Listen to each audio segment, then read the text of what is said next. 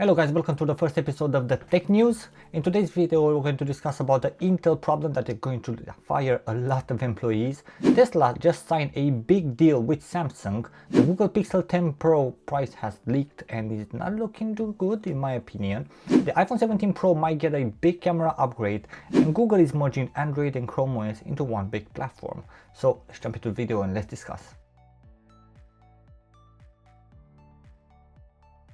So in the first, we're going to talk about the Intel and the layout that they're having at the moment. So Intel plans to reduce its core employees from 99,500 at the end of 2024 to around 75,000 by the end of 2025 through a mix of layout and attribution. Most removal will target middle management layout. Now Intel's plans to open new factories in Germany and Poland at the moment are scrapped, and there's no possibility of, or no plan of ever opening them ever again. And under the new leadership, Intel is going under stark transformation, layout, factory cancellation, and regional consolidation highlight. And I can understand why. Intel stock is going down really bad at the moment, and probably they need to change something. So let's see what they're going to do in the future. Now for the next one, Tesla is saving Samsung with a big deal of $16.5 billion for making their chip. Now Tesla has signed a landmark agreement with Samsung Electronics, under which Samsung will manufacture Tesla's next generation AI chips. It might be branded AI6 or A16, making it the largest customer deal in Samsung Foundry's history. Production will take place at Samsung's newly built fabric plant in Taylor, Texas, a facility supported by the US CHIPS Act funding, expected to go online in the second half of 2026. Now, CEO Elon Musk confirmed Tesla will assist in optimizing production workflow at the facility. He even planned to walk through manufacturing line in person to accelerate the progress, and to be fair, we all know him, so there is a possibility that he will be there literally dictated every single move. Now you all know Samsung are having big problem with their chip, and at the moment Tesla offer a lifeline to Samsung Foundry business, which has suffered losses and struggled to attract major clients. Samsung share now raises nearly 6-7% following the announcement. So I'm expecting this one to make a good deal, hopefully, eventually, because this is going to be for the, well, Tesla's new self-driving and Autobots and things like this, robots they're going to build. Now we all know Samsung performance is not the best, especially not in mobile phones compared to Snapdragons, but let's hope Samsung will find a way to rise and show us all wrong. Now the new iPhone 17 Pro is rumored to have an 8x optical zoom with continuous zoom lens. At least this is the rumors that are saying. So Apple is rumored to introduce its own professional camera offering advanced photo and video controls, potentially rival something like Filmic Pro. And this will make sense, a lot of sense, because Apple in the 16 they introduced the button, right? The camera button. Now they're going to add advanced things in their camera like an optical zoom lens. You know, having the button might help with controlling the camera more and more. And like this, Apple will probably become like a game changer in the photographic and video recording space when it comes to mobile phones.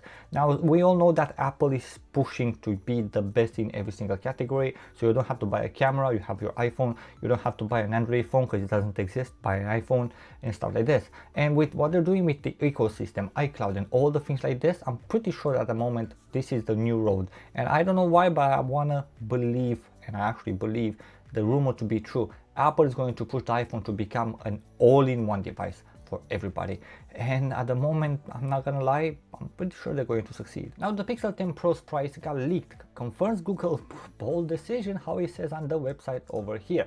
Now look like the new prices, they will be, the Pixel 10 will start at $899 for 128GB. Okay, I was expecting $256, but who am I to judge? The Pixel 10 Pro at $1999, also for 128GB, but the Pixel 10 Pro XL will be $1299 and it will start for 256GB. Now if you ask me, these prices are going to be a little bit too much. Pixel, it's a big player, I'm not gonna lie. I had Pixel before, I love Pixel, but keep in mind, Google at the moment, you need a fan base, you need people to buy more devices, you don't need to push them away because better alternatives over there. I mean, there's a reason why your A series is the most successful, right? Because you have the Pro versions and stuff like that, but then the A series comes and can do 99% of the stuff that the Pro does. So if I was Google, I will still go on the loss, because Google has money, they can afford to lose money. Go on the loss and try to make more people buy your device rather than just raising the prices. You know, the Pixel 10 Pro Folds will start at $1899, again at 256GB. Now, what I have to choose between the Pixel 10 Pro XL or the or the Samsung Fold 7, I'm choosing Samsung. I don't even know what the Pro the 10 Pro has to offer, and I will still choose Samsung. I don't know, I just trust Samsung more. There's a lot of things on the internet right now that Google has problems, customer service is not the best, so I'll rather go with a company that I know it will be secure, or in worst case scenario I can just go, you know, to the Samsung shop and just get a replacement and stuff like this. So this is my opinion. Let me know what you guys think in the comments below. Will you choose Pixel or will you choose Google? And for the last story of the day, Google is merging Chrome OS with Android OS, and it kind of makes sense, to be fair, because like this, you have Chrome OS and you have Android, and then Chrome will run Android apps, but you know, why it's just an Android? Because at the end of the day, Chrome OS was just an Android device without, you know, just a desktop. But now with the Android 16, you have a desktop mode, you have everything, so Chrome OS kind of doesn't feel right. And it was actually confirmed by Samir Samad, the president of Google Android ecosystem, just stated for Tech Radar that we're going to combine Chrome OS and Android into a single platform. And I understand why they're doing it. It makes completely sense. There's no point of keeping both of them, and just focus on one of them and, you know, evolve it, make it 10 times better. And imagine that you can slowly go after other big players, right? I mean, imagine like your phone or your tablet, right? It can be a phone, can be a tablet, but then you plug in a monitor and it's becoming a desktop.